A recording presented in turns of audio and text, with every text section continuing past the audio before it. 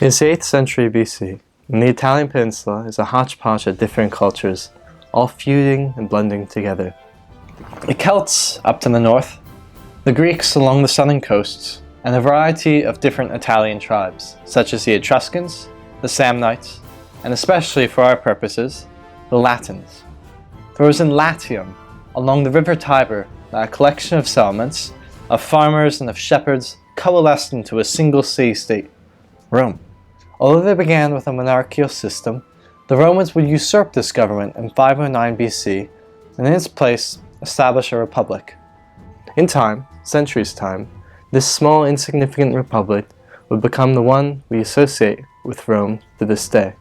But how did it get to this size? With such an enormous spread of territory, encompassing a plethora of different biomes and terrains and societies, it is almost a given that the army of the Roman Republic had to be adaptable and versatile in order to achieve what it gradually conquered over the centuries. In this video, we shall be looking at the evolution of the Roman military, constantly breaking the constraints and the barriers of its situations through efficiency, ingenuity, and sheer grit.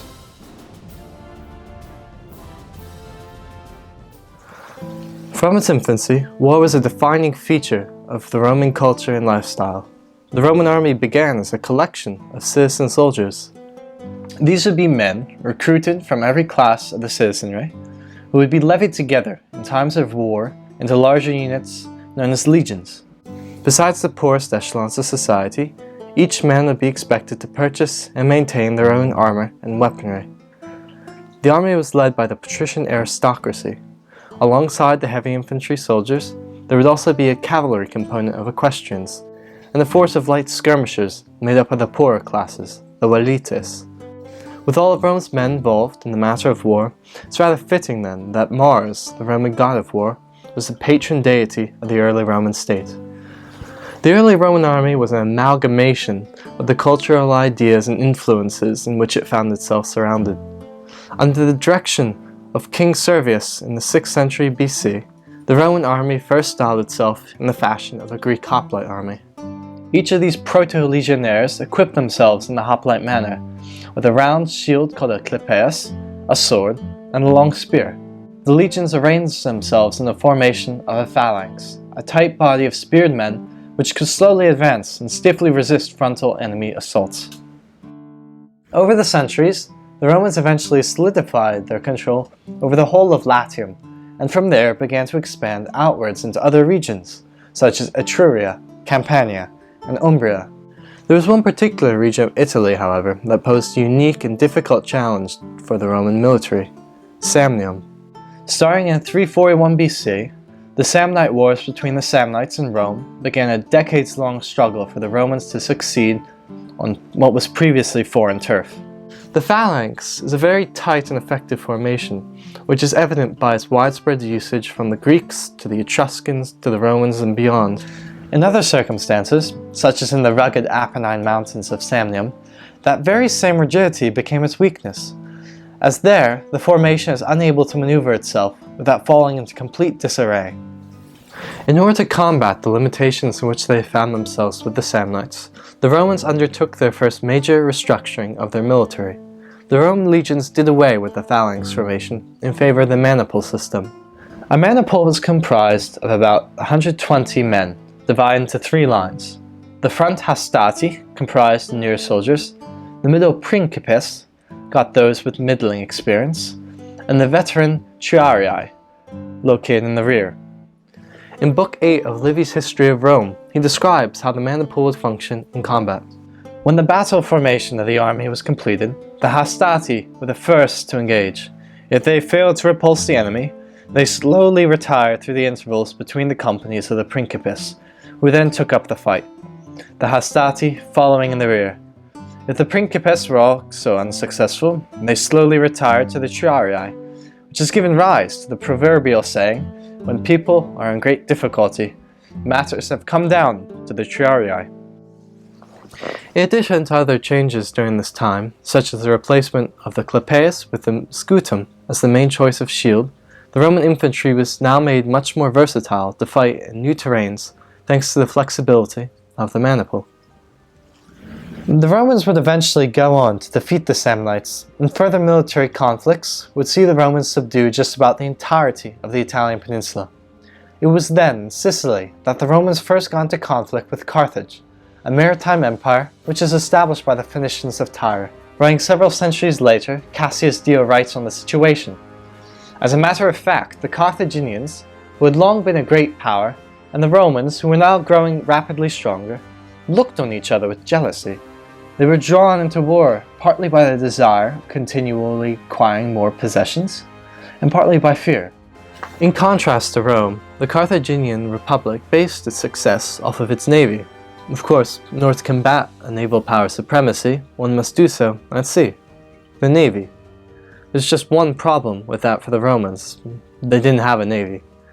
The solution was simply to build one from scratch. The Romans set to work, and despite having few ships and little prior knowledge of sailing, the Romans nevertheless built a fleet from scratch and quickly adapted to the new circumstances of the sea. The Romans, knowing their fleet was inevitably going to be poorer in quality to that of Carthage, devised a new technology to augment their ships, the corvus, which in English translates to crow or raven. It was simply a bridge of wood that could swivel around the vertical axis and could allow for the Romans to board the Carthaginian ships, essentially turning the sea battle into one upon land. The effect on the Carthaginians was striking. The ancient writer Polybius writes, "As soon as they came to close quarters, their ships were invariably tightly grappled by these machines. The enemy boarded by means of the crows and engaged them on their decks, and in the end some of the Carthaginians were cut down, while others surrendered in bewildered terror at the battle which they found themselves engaged, which eventually became exactly like a land fight." Despite several, frankly colossal setbacks at sea, the Romans finally managed to turn the tide of the naval war in their favor. After having already prevailed in the land struggle in Sicily, the Romans then won the First Punic War, thus proving that they could achieve victory through a cunning mixture of tactical strategy and raw perseverance of their wills to fight. With the coming of the 2nd century BC, Roman expansion really took off. Time and time again, the Roman military would demonstrate its efficient and versatile prowess in the field against its enemies, ranging from Spain to Macedonia to Africa. As the Roman Republic stretched across the Mediterranean, a problem arose when the men of the armies themselves became overstretched. The nature of Rome's foreign wars meant that men had to be recruited to serve for often years at a time. Particularly to independent farmers who had to leave their land for many years, the property would soon fall into disrepair and be sold off, making them landless and exacerbating the late Republic's socio-economic issues. Therefore, with each new campaign to be waged or province to be garrisoned, the military's reliance upon the citizen soldier was becoming more and more unsustainable. Starting around his first consulship in 108 BC, a Roman general by the name of Gaius Marius would begin to implement significant reforms to the Roman military. Here the Greco-Roman historian Plutarch remarks on how Marius emphasized his troops' self-sufficiency. Setting out on the expedition, he labored to perfect his army as it went along, practicing the men in all kinds of running and in long marches, and compelling them to carry their own baggage and to prepare their own food. Additionally, in order to relieve the dearth of manpower, Marius opened up the rank and file of the legions to the landless poor. This is a huge change as it created career soldiers, ones who would be salaried and who would eventually receive land upon their retirements. While this relieved the short-term shortage of soldiers for the armies, it also played a critical role in shifting the loyalties of these soldiers from the Republic itself to their employers, the generals, which would have a critical impact upon the fall of the Roman Republic in the coming decades. As you can see, the Roman military was one of constant evolution. In dealing with the practical dilemmas they faced, even the traditionalist Romans were not unwilling to change the way their armies functioned.